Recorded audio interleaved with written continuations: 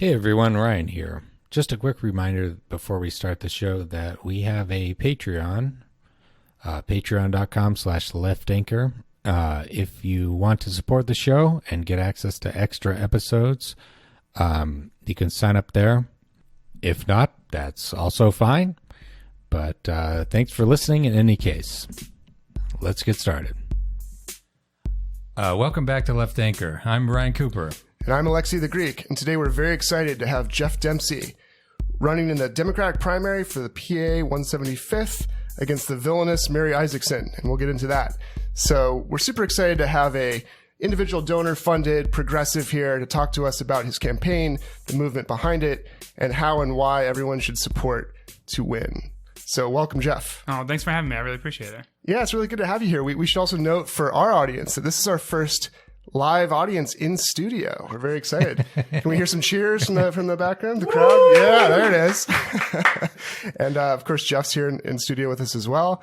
Trekking all over the city, having just done some good canvassing, I hear. Is that right? Yeah, and it's pretty brutal out tonight. It's pretty cold. It came out of nowhere. But wow. in a race like this, doors are fundamentally important, and we've been doing them since last June. So wonderful. That's great. Well, maybe start for us telling us about how you decided to get into this race, maybe a little bit of your background in politics generally and in the area. Sure. So my background is in Pennsylvania's gun violence prevention movement. For 5 years, I served as the program director for an organization called Ceasefire PA. We tried to change gun laws in Pennsylvania. I ran all of their educational programming, and I got to inform some of their legislative strategy.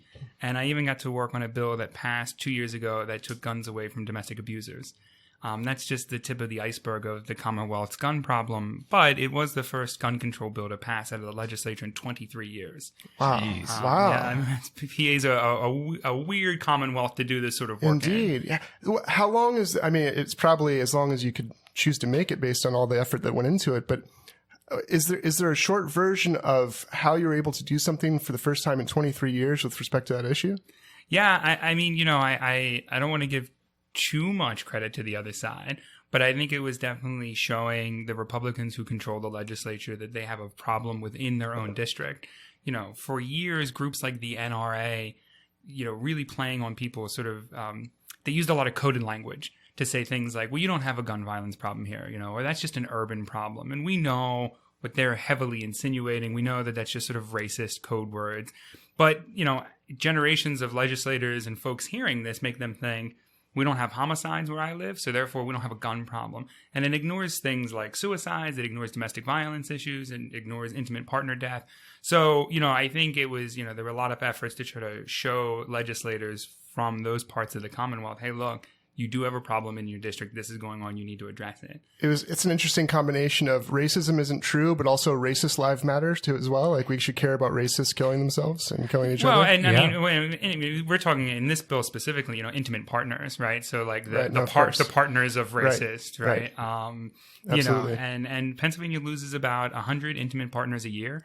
53 usually are with guns. It's the number one sort of means of fatality amongst intimate partner death in the Commonwealth. So, it's certainly something that's there. But, again, this is just the tip of the iceberg. But that's how we were able to do it, was showing Republicans, look, this is going on in your backyard too. And I would hope that, moderate Republicans or scared Republicans saw that they did something right and that the walls didn't come tumbling down and Wayne LaPierre didn't come in a Black Hawk helicopter and, try to take out their district, so that maybe, God willing, they'll grow a little bit of a conscience and continue down this track of doing the right thing. So this was a bipartisan bill? Yeah, so unfortunately, Republicans control the Pennsylvania state legislature, right. So they really dictate what runs. So it was a bipartisan bill. How many did you get? Was it like most of the party, or? Yeah, so I think there were about, I'm a little hard pressed to remember. I think there were about 20 people in the House who didn't vote for it, and then there were about 5 people in the Senate who didn't. And I remember it was really jarring hearing some of the arguments against this bill. It was the same week as the Kavanaugh hearing. So I was in Harrisburg on like a Tuesday listening to state reps stand up. And one of them literally said that there's no real way, there's no threshold to get a protection from abuse order. And they had said, well, I'm a tall guy, so someone can get a protection from abuse order against me for being tall. And I'm just sitting in the gallery thinking, what the fuck, right? Like, that's just ridiculous. Yeah. And then 2 days later was Dr. Christine Blasey Ford testifying, and the legislators in D.C. sort of treating it as if, well, you must be mistaken. There's an amazing ability of people who are part of groups that oppress others to cast themselves as victims for almost any reason. Sure. It's quite incredible. Yeah. So I'm glad that you were able to work with the other side on that. Do you think, given the PA state legislature's makeup in that way, that it's easier or harder for more progressive candidates to kind of get done what they want to get done without compromising their values?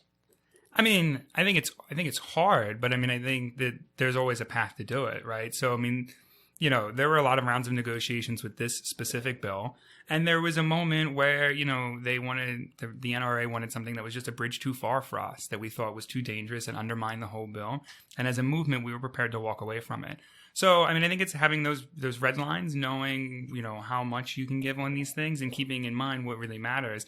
But look, if we go down that track, then you end up with legislators who kind of start from the middle, and we see this as Democrats, as progressives all the time, that this third way of thinking, starts us from the middle. And then when they actually get into those negotiating rooms, just ends up much further to the right than anybody ever really wanted. And it kind of betrays the whole idea behind the policy to begin with.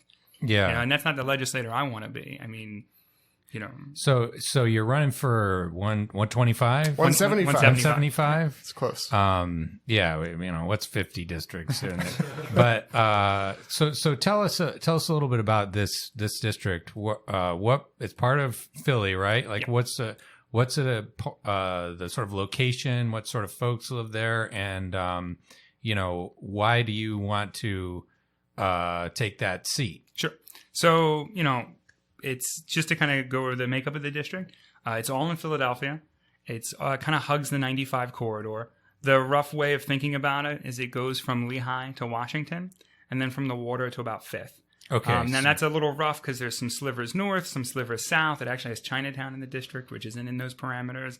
But the neighborhoods that it really has the bulk of it, Fishtown, East Kensington, Northern Liberties, Society Hill, Old City, Queen Village. So for people who aren't from Philly, like, that's sort of, correct me if I'm wrong, I moved here not very long ago, like sort of the eastern side, the sort of central cities, that kind of central area, and then points north and south of that a bit. Yeah. And it encompasses some of the oldest neighborhoods in Philadelphia. So because of its proximity to the Delaware River, you have neighborhoods like Fishtown and Northern Liberties, and obviously Old City, which encompasses, the birthplace of American democracy, right? So, you have these sorts of areas. The type of people, it's very engaged, very well educated. I mean, it's not to say that it doesn't have its problems, but I mean, it's a D+30 seat, and it's one of the rare seats where Donald Trump underperforms Mitt Romney, right? So, I mean, it is very liberal. Now, for me, this race poses an existential question about what kind of progressive values do we really want representing us. Because it's a district that, quite frankly, despite it being engaged, obviously as we, it's hard not to get distracted by the president's daily tweet or some craziness that's going on from the White House. It's easy to lose track of what's going on locally, right? And local politics. And he did just say that a miracle might cure the coronavirus. Right. So, I mean, he's got Mike Pence, right? Yeah, and look, and there's a lot of, local journalists are, having to be stretched thinner and given fewer resources than ever before. So it's really hard to stay, keep up with local politics. So the reason I think this race is an existential race is because, you can have a legislator who all they do is send grant money to, the fashion district and then brag about how much they're boosting the economy. Or you can have a legislator who wants to go in and really tackle some of the systemic ills that, all of society talks about. I always say if we're not trying the most progressive policies here, you can't do it anywhere else. I mean, we can be the petri dish that grows these ideas that we can take to the Commonwealth. Or what we can have is someone who goes along, gets along, sends out a bunch of, progressive tweets and looks you in the eye and says, well, I'm with you on that issue.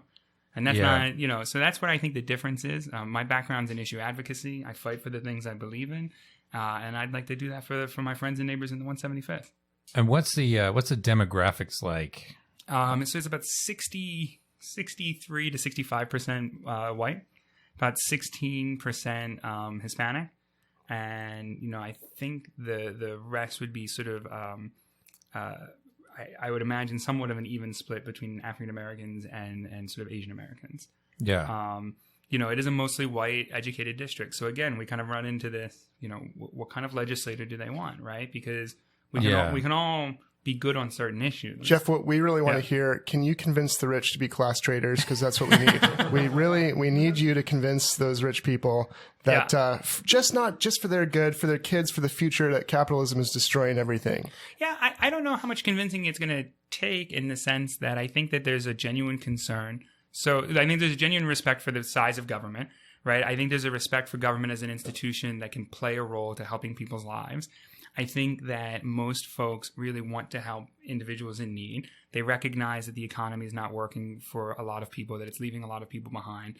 I have lots of there's civil rights attorneys. One of my neighbors she's a death row attorney. So I don't think I need to convince her that, there's a problem where government's not working for the vast majority of people and leaving a lot of folks behind. So I don't think it's that. I would say that for some of the other voters, it's this idea that, is it easy to take your eye off this race just enough to let someone creep in who undermines democracy by circumventing the electorate, which the incumbent has? Or, earlier this year, at the behest of their major campaign contributors, voted on a bill that throws undocumented citizens under the bus. So, these things are a little harder to keep up with. And, I'm running a people-funded race against someone who's extremely well-funded. And there are challenges with that. So I don't know how much convincing it's going to take. I think they're there. The question is, do they realize who's representing them currently? And can they peel back the veneer of progressivism that comes in a glossy direct mail piece just enough to realize what their record is and how dangerous this person might be? Wonderful. Are you finding that successful when you knock on the doors? Do they know Mary Isaacson? Do they know about her corruption? Or Well, it's kind of a double-edged sword, right? Okay. So when you ignore the electorate, right, and you circumvent them, and you don't need their vote to get office, a lot of people don't know you, right? Conversely, if all they know you is that, you came to my kid's school and talked or something like that, then it's a little, you can build up a name ID that way. What we've been, since we've been doing doors since last June, the response that we've been getting is overwhelmingly positive. People have never been talked to or asked for their vote, looked in the eye and asked for their vote. And when we talk about the issues, I think they appreciate our courage, whether it's on safe injection sites and a clear, unabashed support of them, and an actual call for an expansion to female user-specific only safe injection sites, or whether it's, something like increase the minimum wage or doing something about guns. I mean, we're very unabashed about our issues, and I think they appreciate that courage. Yeah. This maybe gets into a aspect of like Philly in particular, but maybe you could tell us about sort of the rest of the state as well. Is that like there's a machine in the Democratic Party machine like runs the city of Philadelphia, and it's like structurally part of the government almost. There's like official like ward captains or whatever. I'm not exactly clear on how it works entirely, but like so there's this difficulty in like as the machine, it's very different from how like Tammany Hall used to work.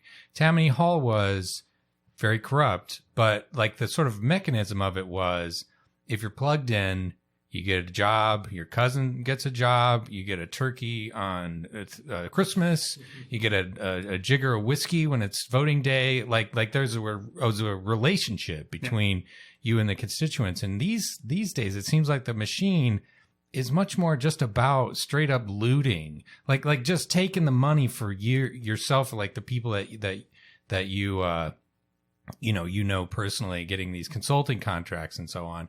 And the idea that you need to sort of cut the citizenry in on the take it's like, well, maybe that would be better than this current system. At least somebody would get a little, spread it out a little bit.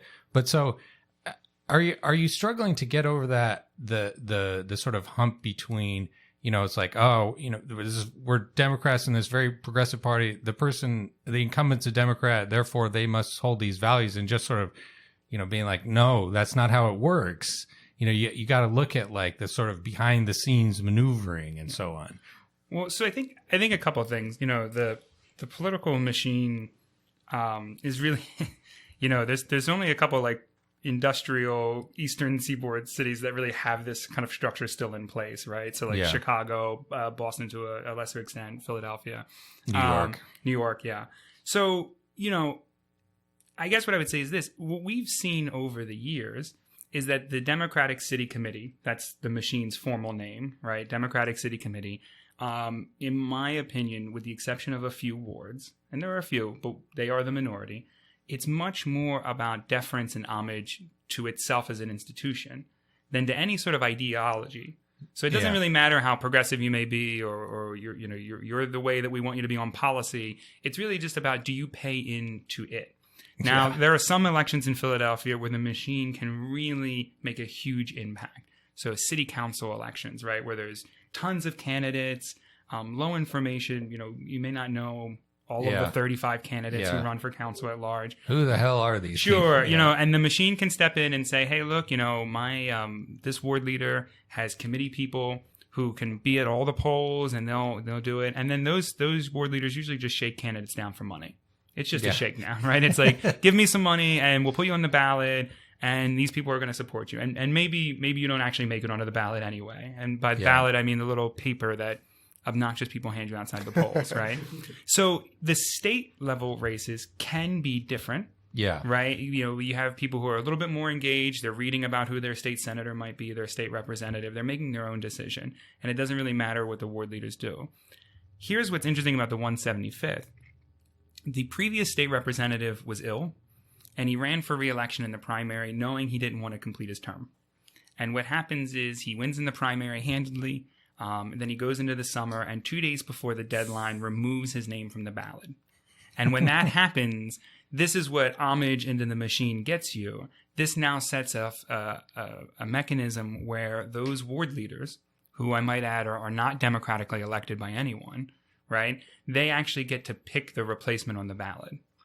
So they, so they don't. So they went and talked to all the citizens and to find the best, most virtuous, excellent possible candidate, right? Yeah, no, they did not. Okay. Right. So I thought one ward leader, Nikhil Saval, who's running for state senate, and he tried to have candidates come and present in front of his committee people. He thought that was the best way to do it. I actually presented in front of the folks in his ward and got a plurality of the votes, but was not able to secure the supermajority needed for them to kind of make a consensus. But nevertheless, the rest of the ward leaders, they did nothing. And I remember even calling them saying, are you going to have a process? You're going to talk to people. One person said, I don't have to. And the other person That's told... the spirit? Yeah. Well, and the next one's better. They had said, well, we already have a place booked for the press conference on Tuesday. And I was like, well, that's not really a reason good enough to subvert democracy. The fix is in, right? Sir. Yeah, exactly. You seem confused about how this process. Sure. Yeah. Why are you talking to me? I don't care. Right. And so Representative Isaacson gets onto the ballot. She runs unopposed in the general election because, again, there's no Republicans who put themselves up for this. And, not surprisingly, all of those ward leaders received about thousands of dollars in donations from the now representative, and one of them even got a job out of it. Who gets paid $70,000? I'm shocked. $70,000 of my constituents' money goes towards paying off this debt. So the machine, I think, it promotes the system of if you give us homage and you pay into us, then you might be in a position one day where you can get something out of it. That one day we'll be able to put our hands on the levers and get you where you want to be. And look, Representative Isaacson's a state rep right now. I'm not. So that's what their investment into the machine got them. This election I think is very different, right? I think it's different because, again, we're going in front of the voters. It's not just something that the machine can kind of put their thumb on the scale. The second ward continues to have an open process and be one of the only truly open wards in this campaign. We presented, they're not able to come up with an endorsement, but we secured more votes than any other candidate. So, there's definitely good folks out there who respect being, clued in on this process. And, I feel confident in our ability to kind of keep this momentum going. So let me ask, because I think it's really important. You're better 100% simply, like it's enough that there's a corrupt, undemocratically almost fraudulently elected person sitting in that 175th position. But also, it's enough to take down somebody who's representing the machine, who is kind of part of this nepotistic homage system. And also, it's enough to take somebody down who's not even trying and doesn't need to try to know the needs of the people, doesn't need to knock on the doors. But what specifically have you learned in knocking on those doors that, combined with your values, differentiates you from whatever the machine might actually happen to do? We know that they're throwing undocumented people under the bus because that helps, private industry, right? For E-Verify, is my understanding. So what are some places where the machine's interests don't actually align with the people's interests as far as you've been able to determine? Yeah, well, I mean, I think, I said earlier that the district houses the kind of birthplace of our democracy. It's also where a very simple premise was devised, which is that governance requires consent of the governed. And that principle is something that the machine clearly is comfortable just sort of discarding for their own benefit. Well, it's a big pain in the neck. Come on. What are you supposed to do? Listen to people? Hey, Sure, I'm working here. Bobby, you want to get a job? Well, and this is when people think that they're owed something as opposed to, wanting to be public servants, then that kind of can get, that sort of feedback can get in the way. They're in favor of entitlements just for their friends. Yeah. Not for the people. Well, and I think for me, are there specific kind of policy planks that differ? I don't know if it's quite that granular, but what I would say is that I think it's a lack of adhesion to the policy, right? I mean, way back when, a campaign I had worked on when I was just out of school, the Democratic ward leader, I was working for a guy running for office against a Republican. The Democratic ward leader said, you should vote for this guy, but if he doesn't win, the other guy's good too. And I was thinking, well, this was a Republican. He had made, he had sort of made anti-Latino comments on the House floor. He had stolen $10 million. Like, no, he's not good. But I think that just kind of demonstrates that the machine, again, it's not that we may differ on policy X or Y, but it's just that they don't care where you're at on policy. It's just, do you get down with them? Right. Do you give the ward leaders the money on election day? Do you pay for the city committee dinner? Which is, again, just another shakedown for candidates. It's just, do you do this? But for example, I imagine, since I saw a tweet with you talking to Penn students, and the tweet was talking about a living wage, because I think for people who come from, one thing that I've really thought about is it almost doesn't matter what your class background is to an extent. Capitalism's beautiful in that it makes everyone precarious. Like you could have more income than somebody, say, in Denmark, but still be more precarious because that could change like that. You don't have access necessarily to healthcare. You could lose your home. So, when it comes to talking about a living wage, when it comes to talking about student debt forgiveness, other economic issues relating to wealth inequality, what would you say you would be fighting for that the machine might not be in favor of? Yeah, well, I mean, I think student debt forgiveness is I don't think this is like shocking when we think about the average age of a ward leader or of someone who's been part of this system for 20, 30, 40 years, right? And I think that and we see this a lot of just kind of boomer culture. There's this, the millennials, they just don't want to work for anything. As, someone says from their position that they... Have you tried the OK Boomer response to Mary Isaacson? Because that might work. No, I maybe, you should try it. Consider it. Yeah. But I mean, you can kind of just imagine this, right? So you have someone who's sitting in a taxpayer-funded job with a nice pension and the security that comes with having a good government job for a long period of time. And then when I start talking about $15 minimum wage, now all of a sudden that's a problem for the economy, right? Or when I talk about student debt forgiveness, the response is, well, these kids, they just have to learn how to manage things better, all of this stuff. And it comes from this position of detachment, right? So the machine can be an insulating, it kind of insulates them from really, I think, recognizing these problems. So is there, again, a profound policy difference? I don't know.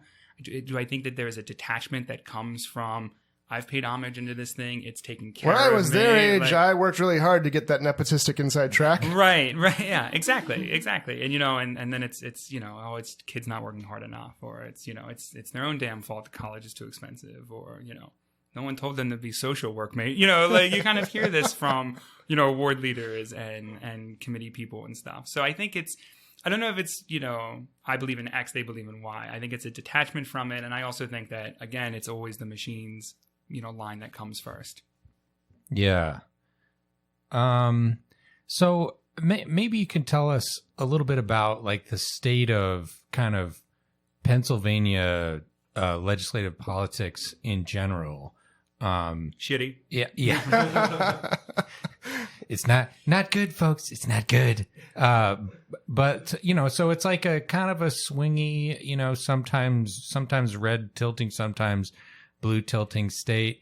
But the legislature, if I'm not mistaken, has been largely controlled by Republicans, though the governor is the governor a Democrat? Mm-hmm. Okay, oh yeah, and that's fairly recent, right? We still got Pat Toomey in there though. Yep.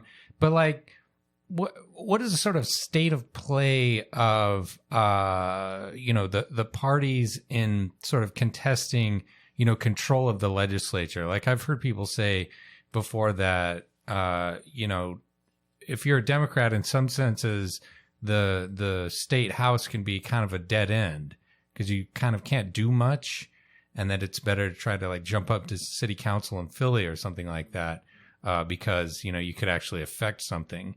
But then again, that smacks of sort of like learned helplessness. Democrats ceding power to the Republicans. Yeah, and like are people trying to formulate some kind of strategy to get out into the hinterlands and try to fight some of these districts? But also, like with your success on guns and combating domestic violence. Yeah, that too. There's got to be a way to have a coalition with. Look, the whole Trump phenomenon is of a piece with a break from traditional Republican approaches to at least economics and maybe to other things. So have you thought more about what you could bring that's somewhat new, or maybe learn from the ways that you've been successful before in making change happen despite being in the minority party? Yeah.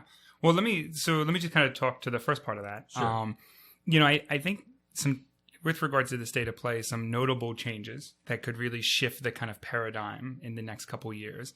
The first of which is that I think there are socialists and democratic socialists and really strong progressives recalibrating the party in key parts of the state. So, and I say this from a background in gun violence prevention, in the western part of the state, in the, Allegheny County and Pittsburgh, there were Democrats who were just horrible, who made every bad vote on gun violence prevention policies. Yeah. And some of those folks lost their seats to Democratic Socialists. So that's nice to see that there's this recalibration on the left before we even get into a position where we might actually have the majority, which, knock wood, can happen. Absolutely. So that, I think, is a real big paradigm shift. And we're seeing that kind of throughout a lot of districts within Pennsylvania in the House and the Senate. Additionally, we're coming up on reapportionment where the lines will get redrawn. Now, and look, partisan gerrymandering is bad when any party does it, and I believe that. Conversely, there have been 20 years of Republican gerrymandering. Now, I think that there's a way to, remedy some of that unevenness without necessarily having to tilt it so that it's the most liberal districts that we can think of, right? So I think that there's a balancing act there, and I think it is going to put some more seats into play. So I think that's going to come up, and for some of these, Republican districts that have been drawn to, ice out every other cul-de-sac or, stretch 10 counties just so they can get every conservative voter in a 100-mile radius. Right. That will be rectified in some capacity, and I think it'll just even the state of play a little bit, and Democrats may have a chance to pick up seats to get closer to the majority. Is there a proposal for like a nonpartisan type of a commission or something to do that? There have been. Unfortunately, changing the Pennsylvania Constitution is very difficult. It requires 2 pieces of legislation to pass consecutively, which is just, it's hard to pass any piece of legislation, let alone doing it 2 times in a row. Yeah. So that effort failed. Conversely, I do think that because of the way the committee that's selected that's going to draw this will be determined, there might be a capacity, again, just to kind of, some of these seats have been really badly drawn. And I think there's just going to be a chance to make them a little bit more even, a little bit more in play. So I think that those are 2 big things that can change the makeup of what's going on next in Pennsylvania. Now, to the other question about working with Republicans, I think, I don't want to sound hokey. I think some of it comes down to listening. Some of it comes down to finding out what are actual concerns and what aren't. If there's a way to find common ground, if there's a complaint about a system not working, then we can fix it. And I think sometimes, some of those goals align. There can be supreme differences about the fracking industry and what we allow it to do or, pillage, right, and what we don't. But one thing that seems to be really common is, hey, we need to keep investing into the Department of Environmental Protection, right? Because there are a lot of folks who may be in favor of fracking, but don't like turning on their spigot and having brown water come out, right? So, I think, there are some ways that we can approach this, right? And then we can have the big policy debates after that. So we build up our DEP, and then we turn around and put a ban on fracking, until we can do that, right? Or maybe we can even leverage that to do that. And I think there's some movement for some of these issues, and especially on some of our progressive stuff, right? I would hope that in the next couple of years we can probably get closer to making members of the LGBT community a protected class in Pennsylvania. Right, that'd be great. I don't know why it hasn't happened yet, and I think we can get there. So I think that there's some things that we can do, and of course there's just going to be some things that we're going to have to just duke it out on, and be the winners on, because they're just That's what politics entails sometimes, just winning. Yeah. Just making it not worth it for the other side to contest because you have the support of the people, right? And that's part of what knocking all those doors does for you, right? Yeah. So do you think the Green New Deal for PA is something that you might fight hard for, or something that we could win? Yeah, I mean, it's something I'm going to fight hard for. I mean, it's something that has to happen, A, to address our climate crisis, which we just failed to do in any meaningful way. And then B, because it is just this opportunity to invest in marginalized and impacted communities. And it's also a way to kind of put our workforce a little bit back back to work, right? So I always chafe when people talk about the fracking industry, and it's, if you get rid of this, then you lose all these jobs in the southwestern part of the state. That's not accurate. The fracking industry has been pretty unapologetic about lying about the fact that they don't hire Pennsylvania workers. They usually say, it's because they can't pass a drug test. That's, BS. Yeah. Additionally, the kind of jobs that get created because of that are like, waiters at the diner, because there's now more people going to the diner, right? Or people at the, more concierges in a hotel. And I'm not saying that those aren't important jobs, but there's always a timestamp on them that once that industry goes away, that they were going to go. Whereas if we look at something like a Green New Deal, that can actually put people to work in a much more long form and meaningful and long-term way. But to get back to something that's at the heart of our campaign, we can only talk about a Green New Deal if we're prepared to stand up to our campaign contributors who might be opposed to it. I think it's rich when my opponent goes out there and says, I'm in favor of a Green New Deal and green jobs are blue jobs. And 53% of the money that they raised last year came from folks who generally oppose a Green New Deal. So again, if you're willing to hurt vulnerable people at the request of those people, how are you really going to, roll up your sleeves, duke it out with Republicans about a Green New Deal when your own campaign coffers don't want it? If you're willing to be deceptive about how you got on the ballot, and you're willing to be deceptive about evading the democratic process to be the incumbent, you're probably going to lie about whether you're kind of bound up with those special interests who funded you and the machine, and you're going to pretend that you're speaking for the people. So that makes good sense. Yeah. Well, and we've got to be able to do it. And, it's just about, and we have it easy, right? I mean, my finance person doesn't think we have it easy, right? Raising a people-funded campaign is hard. But nevertheless, the best thing is, when we win in April and we have the opportunity to go to Harrisburg to do the people's work, we don't have to worry about someone calling us up and saying, if you really want $50,000 again, you can't support a Green New Deal. I remember, sorry to offend all the Joe Biden voters out there, but I remember watching him talking to people at a town hall of some sort and saying, it's not just straight corruption out there. It's people give you $200,000 and they become your friends, and they call you and they want to talk to you, and you want to listen to them because they're your friends and they helped you in a time of need. And so you just listen, and sometimes you just help your friends when they help you. So it's not that.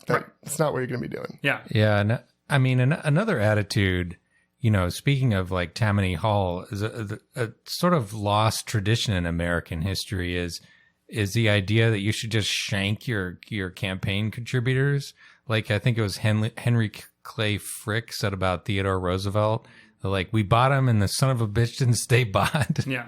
Or that I think it was Jesse Unruh, who's like a California state rep, said it's like, if you can't take their money, eat their food, drink their whiskey, and sleep with their women, and still vote against them, you have no business being in politics. Yeah. And that, I mean, but so that mindset can be there. Yeah. However, it clearly is not. And when you are Do you drink whiskey, Jeff? I was gonna say, and when you're so dependent on them, though. Yeah. Right. Yeah. I mean, we and look, the money matters. You know, I mean, when people assess whether or not you're viable, the first question that they're going to ask you is, how much money do you have? Let's see your Rolodex, buddy. Right. So then what happens is, you know, for my opponent, it's very easy. They get to go out there and tout this huge number, regardless of who it came from, how much it came from, you know, small sources, and then whether or not those sources have caused them or will cause them to make horrible policy decisions. So, you know, that mindset, I can appreciate it.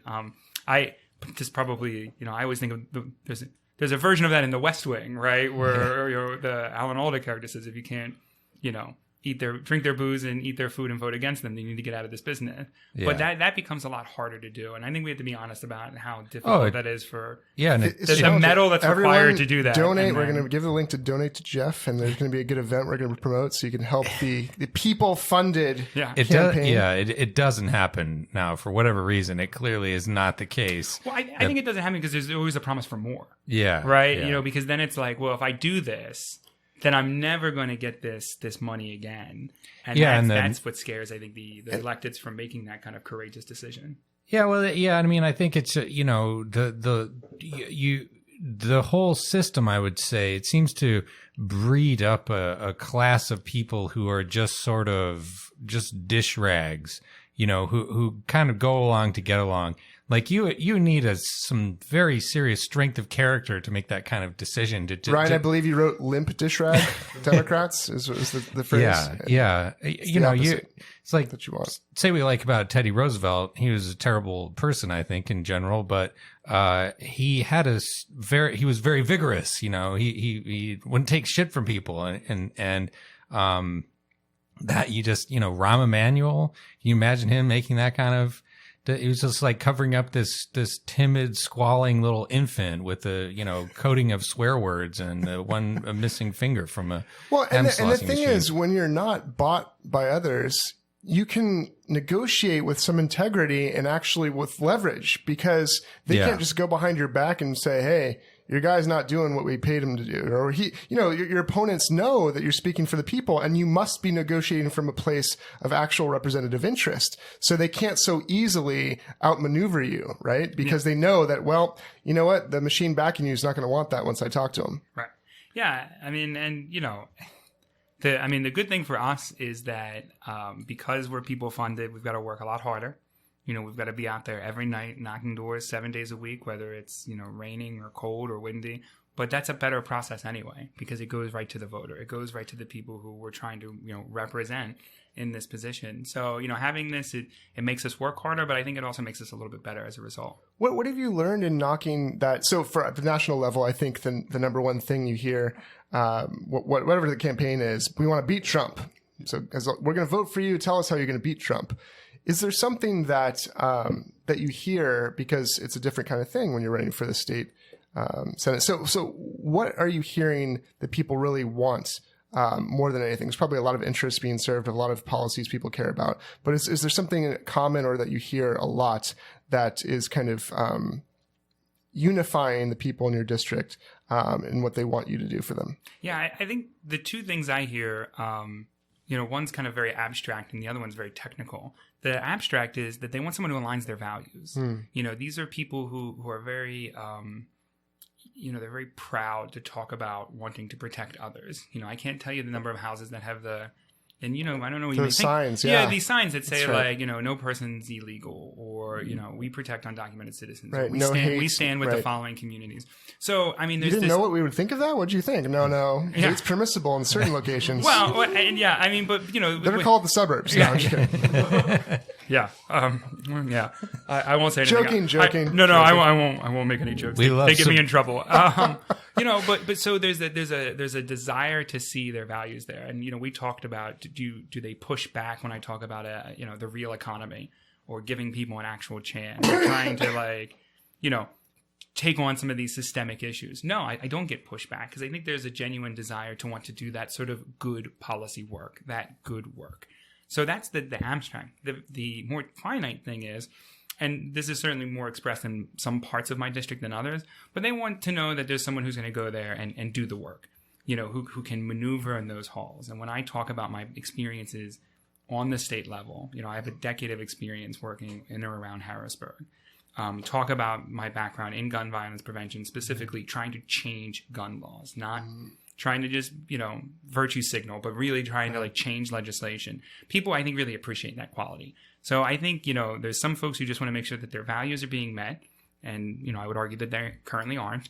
And then there's some people who want to know that someone can go there, in anybody's place. Machine and do people some are sort of lazy, work. right? Because they don't need to work. Whereas, you're going to run for the people. And so the people are going to look at what you actually do. And that's where the funding comes from. That's where the support comes from. So you're going to be motivated to kind of cut deals. I mean, Bernie Sanders, person of the people, he's known as the Amendment King, right? Despite, so this is an interesting thing, right? Despite being Democratic socialist, despite, caucusing with the Democrats, but not being willing to sometimes identify as a Democrat, he still has a tremendous record basically making deals. And that is something you can do despite having very strong values and fighting for them, right? Yeah, absolutely.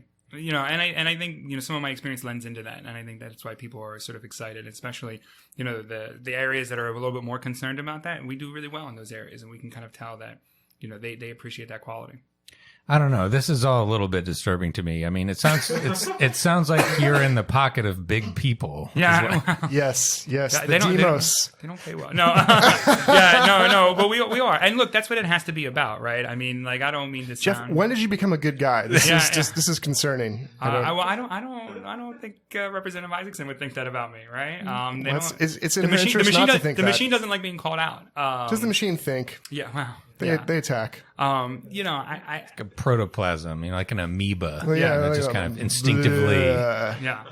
But I have really fundamental beliefs about government and what it can do and what it should do, and that quite frankly, what it has to do. I think it's the only institution that's large enough to do it, to tackle our issues, to tackle systemic inequality, to tackle climate change, to tackle our opioid crisis.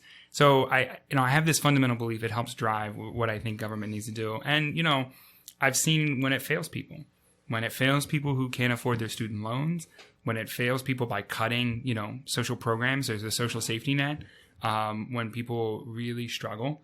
I've done more SNAP applications for folks in my life than probably, certainly any of the other people running in this race, including the incumbent. So, I've seen what happens when government lets people down, and I've also seen what happens when it can do some good.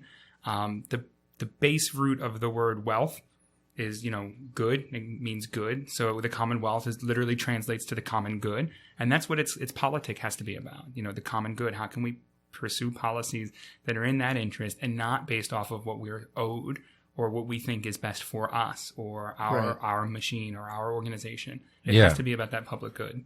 Well, here's a sort of hypothetical for you. So suppose you win the primary and God willing, you manage to defeat the Republican if they run one in this Democrat D+30 district. And let's say further that the Democrats somehow get their stuff together enough to take the sort of trifecta. They got the Senate and the House and the governor. What do you do? What's your first few moves? What do you want to introduce? And President Bernie Sanders, Ryan. President Bernie Sanders. It's a hypothetical. How man. are you going to make whatever you want? I think you maybe just described utopia. That's what I'm saying. How are you going to spend your $100 billion in Bernie bucks delivered? That's exactly right. Delivered by helicopter to the Pennsylvania State House. Yep. No, but state bills or the Democratic trifecta. What's your top priority? Sort of maybe some reach goals or some some stuff that needs to be cleaned up. What do you do? Yeah. So there's a bevy of gun bills that I'd like to pursue. We have no waiting periods, which are just disastrous. We have no permit to purchase, meaning if you've never touched a firearm, you can pick one up and walk right out with it. So there's a whole lot on gun control, gun violence prevention, specifically also to trying to untangle this concept of preemption, which hamstrings local municipalities from enacting their own gun laws. So I think, in the gun violence prevention arena, that's the top three right off the bat. In terms of reproductive health, in 2011, there were a series of laws passed commonly known as TRAP laws. These were laws that created a ridiculous amount of requirements that abortion providers had to meet in order to stay operational. These requirements weren't in anyone's interest. They weren't in a health focus. They were really just meant to be tedious Yeah. and cause abortion providers to shutter their doors. And they did that. So our district actually has has an abortion provider in it that provides services for women literally from the 5-county region. That's shameful. The idea that there's folks in Chester who can't have access to reproductive health care is just tragic.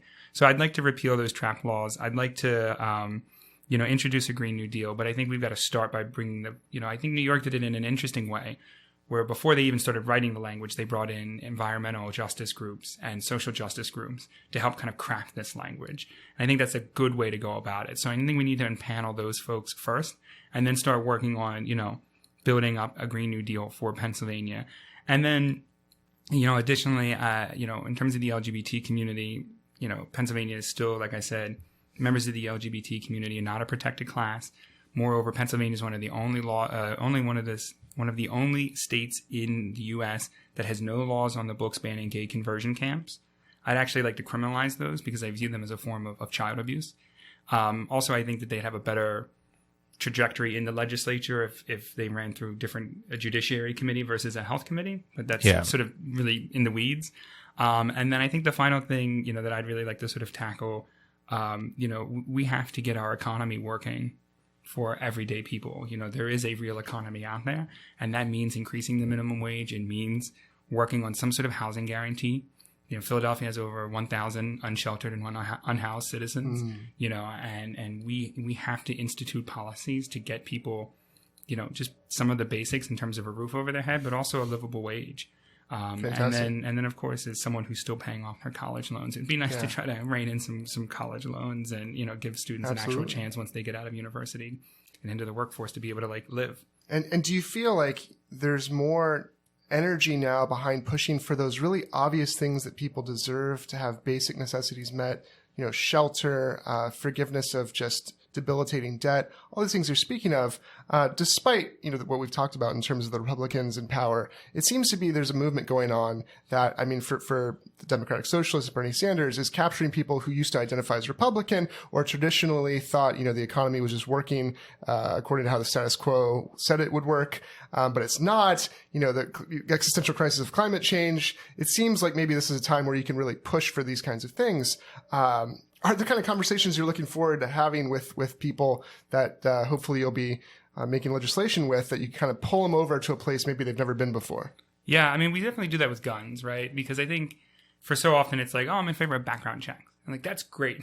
But there's a lot more we can be doing. And I think that you kind of see that a little bit of I don't want to call it a shallowness because that's a little bit too negative, but there's just not a comprehensive understanding of all of the ways that we neglect to tackle this issue. But, to all of these conversations, look, they're never going to happen if we don't listen. We're in an era where you can project whatever image of yourself you want online. It's easy to come across as the most progressive or the most ideological or the most ripped, right? There's these things Paul Ryan in CrossFit. Am I right? you can just do this and you can just put it out there. And obviously the tech companies aren't interested in, correcting the record or making sure politicians don't lie. But the fake abs, Mr. President, those are not real. Yeah. Well, and look, we have a president who really basks in this, right? He loves spitting out a lie every other word. He's the most healthy president in modern history, right? So, but we're in this era where it's easy to really put an image of yourself out there and have people believe it. And sadly, it coincides at a time where good journalists, good people having conversations can be a little harder to find. Right? There's a lot more conversations out there. But as we see, certain industries die off, especially in the news realm, it's a little harder to follow local politicians, right? It's easy to get angry at the governor of 3 states over who steals money. It's a lot harder to pay attention to the state senator in your own backyard, right? It's a little easier to read what Trump's tweets are and get outraged. It's a little harder to read about what's going on in your own zoning meeting or your own neighborhood association meeting. And that's just, unfortunately, reflective of our time. So what that means is these conversations can only be had if we're not, drinking the Kool-Aid that, this rep that I have is just so progressive. Look at this money they're talking about pumping into the economy. Or, look what they said. They said gay people are good, so therefore they must be a champion of LGBT rights. Or they said that they don't like Trump, So therefore, they must be voting in a way that doesn't enable his agenda. And that's a little harder, and that's why it's challenging, because we've got to listen. The movement's growing, but we've got to be able to really listen and pay attention to where it's kind of growing from, and then we can become a part of it. Right. What do you think about things like a job guarantee or universal basic income? Just curious. Yeah, I mean, I've always been in favor of universal basic income. I can't imagine any reason why I wouldn't be in favor of a jobs guarantee. I mean, I really believe people want to work and want to provide for themselves and their loved ones. Right. And, in my dad's experiences of being unemployed, those are tough. I mean, it's tough on families. It's tough on the obviously the physical. And, can we afford, do we afford groceries, or do we keep the lights on, right? Those decisions are just brutal decisions to make for the physical, but they're also brutal on the psyche as well. Absolutely. And no family should have to do that. And I think that's one thing that people don't understand about growing up struggling, from really working class backgrounds, is that lack of security, that you're one hot water heater away from having to make these kinds of decisions, or you're one car and auto the guilt, repair. the psychological damage it does, because then you feel morally responsible, as if under capitalism you're the agent that caused that terrible outcome. Right.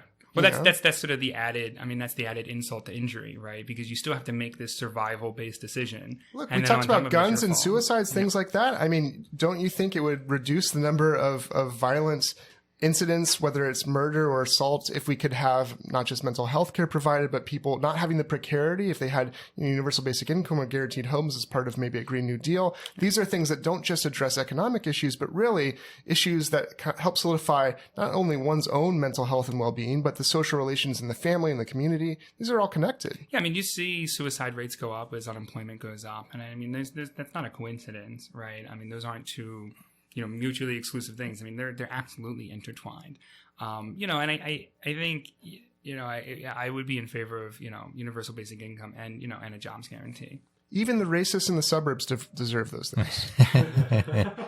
Well, they're not all in the suburbs, right? That's true. Wherever racists are, they too. This is a funny thing with Bernie Sanders and kind of the battles with the more centrist establishment Dems. It's like, I hate you right now, but I want you to have health care. Like, I don't care how we differ on certain issues, but I care for you regardless.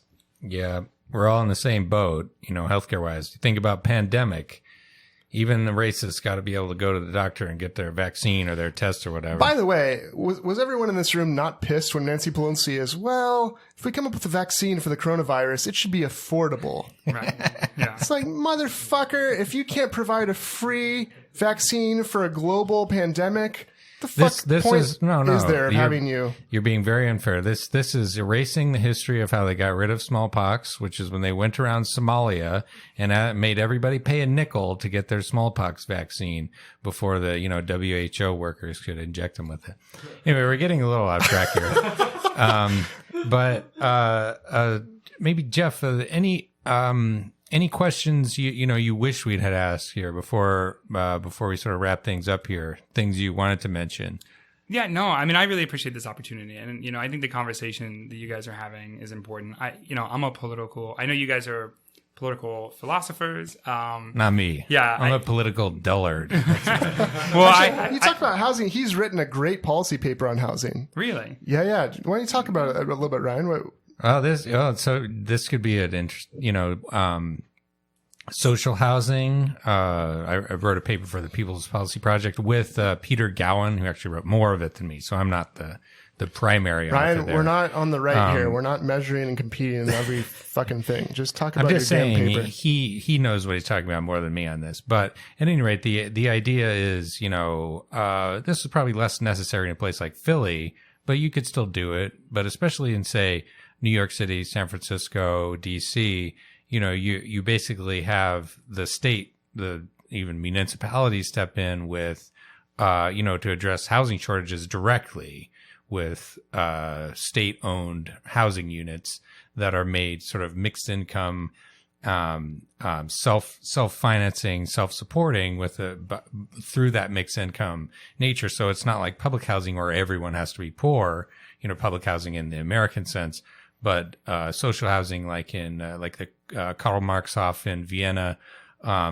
where you have lots of different people who can be paying lots of different rents, and therefore, the thing can sort of support itself, and you don't get like in the New York City Housing Authority, decades behind on your capital budget and maintenance.